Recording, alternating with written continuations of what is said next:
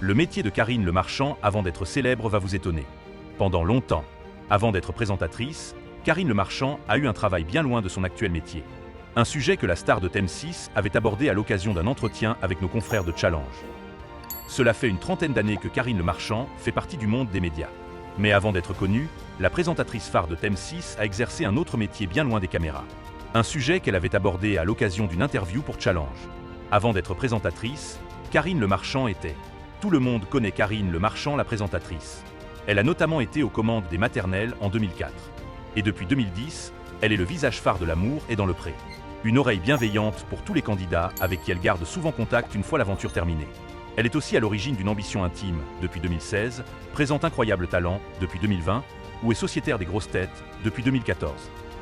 Un métier qu'elle réalise depuis de nombreuses années et qui, on pourrait l'imaginer, a été son premier travail. Pourtant, il n'en est rien. Avant d'être célèbre, Karine Le Marchand a exercé un tout autre métier comme elle l'avait révélé à Challenge. J'ai été chauffeur de maître pendant longtemps et j'ai tout conduit, y compris de très belles voitures, des Ferrari, des Mercedes SL Papillon, a-t-elle déclaré. Une expérience qui lui a permis de devenir une très bonne conductrice et une fan des belles voitures. Autrefois, je m'étais offert une GTI, mais je devenais un peu dingue avec elle. J'allais beaucoup trop vite et j'ai donc décidé de la revendre. Maintenant, j'ai une Mini et, sur la route, j'adopte une conduite pépère. Avec l'âge, on recherche moins la performance, avait poursuivi la maman d'Alia. La première passion de la présentatrice de TM6, ce n'est pas le seul métier que Karine Le Marchand a exercé avant d'être sous le feu des projecteurs. Comme elle l'avait dévoilé en septembre 2022, elle tenait la caisse des bains-douches.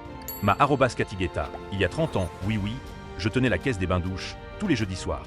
Toi tu étais au bar et tu me parlais de ce jeune Digi David, qui te plaisait mais qui était si timide. On tirait le diable par la queue, notre enfance n'était pas idéale, mais on avait le smile, la joie, l'énergie et l'envie de nous en sortir sans perdre nos valeurs. Malgré les embûches, les sales coups et les croche-pieds. Ma Cathy, on n'a rien lâché, et on a bossé, parce qu'on savait que c'était notre seul moyen, avec notre droiture comme garde-fou. Écrivait-elle notamment en légende d'une photo de Catigueta et elle. Elle a aussi été vendeuse pour les grands comptes chez Sonia Rykiel et a dirigé la boutique de Paco Rabanne à Paris. Je n'ai jamais voulu faire de la télé. Quand je suis arrivé à Paris, je voulais chanter.